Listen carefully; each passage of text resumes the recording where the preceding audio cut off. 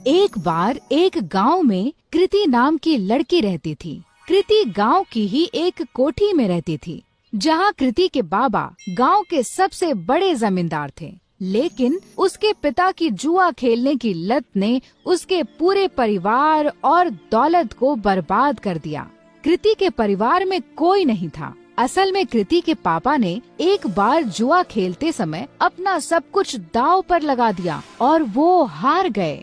जुए में हारने पर दौलत तो गई ही गई, साथ ही साथ कृति की माँ ने भी तंग आकर जहर खा लिया। कृति की माँ के बाद उसके पिता भी ज्यादा दिन नहीं जिए और ज्यादा शराब पीने से उनका लिवर फेल हो गया और उनकी मौत हो गई। अपने पिता की इस जुए की आदत का सबसे बड़ा शिकार बनी अनाथ कृति। उस बेचारी का क्या दोष था? अब ना ही उसका कोई ख्याल रखने वाला था और ना कोई रोटी देने वाला। पेट पालने के लिए मजबूरन कृति गांव के घरों में झाड़ू पोछा करती। कृति का ये सब करने का बिल्कुल भी मन नहीं करता, क्योंकि जिस घर में वो काम करती थी उसका मालिक उसे बुरी नजरों से देखता था। लेकिन 2 वक्त की रोटी के लिए कृति ये सब भी झेल लेती थी। कृति रोज सुबह सुबह गांव के मंदिर में जाती और अपनी दर्द भरी कहानी भगवान को सुनाती। हे ईश्वर, किस जन्म का तू मुझसे बदला ले रहा है? क्योंकि इस जन्म में तो मैंने किसी का भी बुरा नहीं किया। अब तू ही बता, अगर मेरा बाप जुआ खेलता था तो क्या इसमें मेरी गलती है? मैंने तो हर बार उन्हें जुआ खेलने से रोका, यहाँ तक कि रोकने के चक्कर में मार भी खाई, लेकिन हमेशा यह विश्वास रहा कि एक दिन तू सब ठीक कर देगा। मैंने तुझ पे भरोसा किया और तूने मेरे भरोसे का आज मुझे ये सिला दिया। न खाना है न कोई अपना, काम पे भी मालिक बुरी नजर से देखता है। क्या यही तेरी महिमा है? कृति की आंखों में आंसू भर आए और वो वहीं बैठकर फूट फूट कर रोने लगी। लेकिन कृति ने आंसू पोंछे और वहाँ से उठकर जाने लगी कि तभी उस मंदिर के बाहर एक बूढ़ा आदमी दिखा जो उसे घूर रहा था। कृति को लगा कि ऐसे ही कोई भिखारी होगा जो उसे रोता हुआ देखकर घूर रहा हो। कृति उस पर बिना ध्यान दिए वहाँ से तुरंत अपने घर चलती बनी। लेकिन अब तो उस बूढ़े आदमी की कृति को देखने की आदत पड़ गई थी। जब भी कृति मंदिर जाती और भगवान को अपनी आप बीती बताती, वो बूढ़ा वहीं खड़ा उसकी बातें सुनता और उसे घूरा करता, लेकिन कभी मंदिर के बाहर कृति का पीछा नहीं करता। कृति को लगा कि वो बेचारा भीख की आस में उसे देखा करता है। कृति के पास कोई बहुत ज्यादा पैसे नहीं थे, फिर भी वो दान पुण्य करने में बिल्कुल भी हिचकिचाती नहीं थी। एक दिन मंदिर के बाहर खड़ा वो बूढ़ा आदमी जब कृति को घूर रहा था, तो कृति भगवान के पास जाने की बजाय उस बूढ़े के पास गई। बाबा जी, अगर पैसे चाहिए तो बेहिचक मांग लिया करो। ऐसे किसी और को घूरोगे तो वो गलत मतलब निकालेगा। काश बेटा, तेरे जैसा साफ दिल भगवान ने सबको दिया होता। कुछ दे दे बेटा। कृति ने अपनी जेब से एक 10 का सिक्का निकाला और उस भिखारी के जेब में डाल दिया। बाबा जी, अभी इतने ही हैं, आगे जब ज्यादा कमाने लगूंगी तब ज्यादा दूंगी। अरे बेटा, सच्चे दिल से दिए गए 1 रुपए भी मैं खुशी खुशी रख लूं, फिर तेरे 10 रुपए तो लाखों के बराबर हैं। भगवान तेरा भला करे। ये कहकर वो भिखारी चला गया। किसी गरीब की मदद करके कृति को बहुत खुशी हो रही थी। कृति मंदिर में दर्शन करके फिर से अपने घर चली गई। उस दिन जब कृति अपने मालिक के घर काम करने गई, तो वहाँ पर उस दिन उसके मालिक के अलावा कोई नहीं था। क्या हुआ मालिक, आज घर पर मेम साहब नहीं है क्या? मेम साहब, वो तो आज अपने मायके गई हुई हैं। वैसे उनके बारे में क्या पूछ रही हो? भला तुम्हारे और मेरे बीच में उनकी क्या जरूरत? अपने मालिक से ये सुनकर कृति कुछ सहम सी गई। मालिक, मैं जरा घर की साफ सफाई कर देती हूँ। ये कहकर कृति घर की साफ सफाई करने लगी। अपने मालिक के डर के मारे आज कृति ने जल्दी जल्दी सारा काम खत्म कर दिया। लेकिन काम करके जैसे ही कृति घर जाने के लिए दरवाजे की ओर बढ़ी, वैसे ही उसका मालिक दरवाजे के सामने आकर खड़ा हो गया। मालिक, दरवाजे से हट जाइए, मुझे घर जाना है।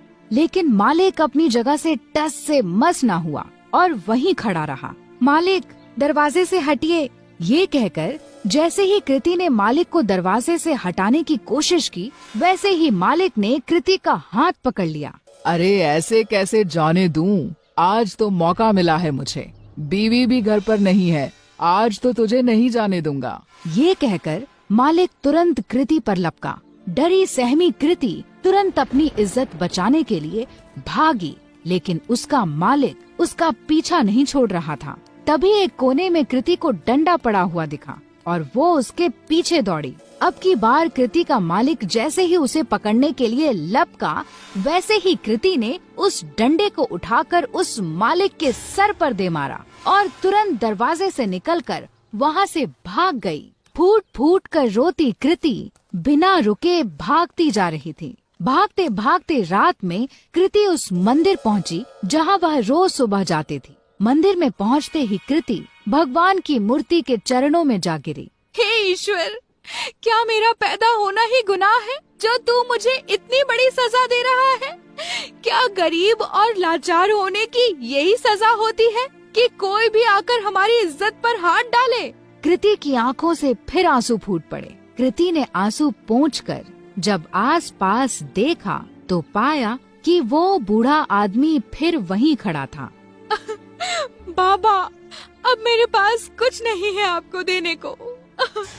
बच्चा, मैं तुमसे भीख लेने नहीं बल्कि कुछ देने आया हूँ। लेकिन क्या? तेरी कोठी के पीछे वाले कमरे में एक जादुई खजाना है जो सही समय आने पर अपने आप तेरे हाथ में आ जाएगा। ग्रहों की दिशा बता रही है कि आज ही वो सही समय है। कृति पहले से ही परेशान थी और ये सब सुनकर उसे और गुस्सा आ गया। बाबा जी, आपने मेरा दिल बहलाने के लिए ये सब कहा, मुझे बहुत अच्छा लगा, लेकिन मुझे झूठ पसंद नहीं। ये कहकर कृति अपनी कोठी की ओर चल दी।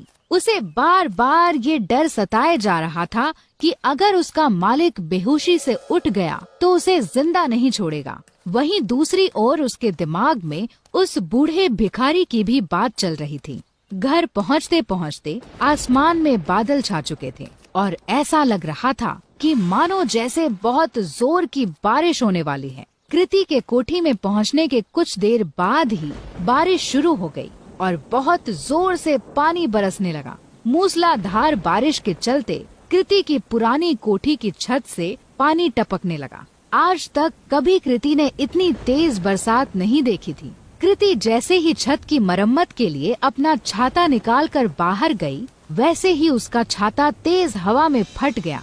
परेशान कृति फिर अंदर आई और सर ढकने के लिए कुछ ढूंढने लगी। आगे कुछ ना मिलने पर वो कोठी के पिछले हिस्से में चली गई, जहां उसके बाबा का पुराना कबाड़ रखा था।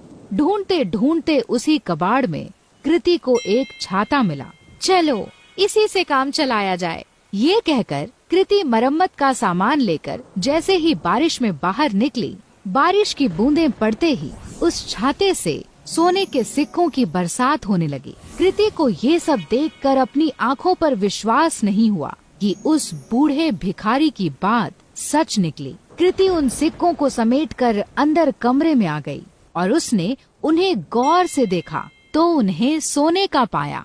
खुशी से पागल कृति की आंखों में आंसू आ गए। अब मुझे अपने मालिक के जैसे गंदे लोगों के लिए काम करने की जरूरत नहीं। कृति ने उसी रात अपना सामान बांधा और इस गांव को छोड़कर उस छाते के साथ निकल गई। एक दूर बड़े शहर में जाकर उन सोने के सिक्कों को बेचकर कृति को खूब पैसे मिले, जिससे उसने एक घर, एक गाड़ी और अपनी सारी ख्वाहिशें पूरी कर ली।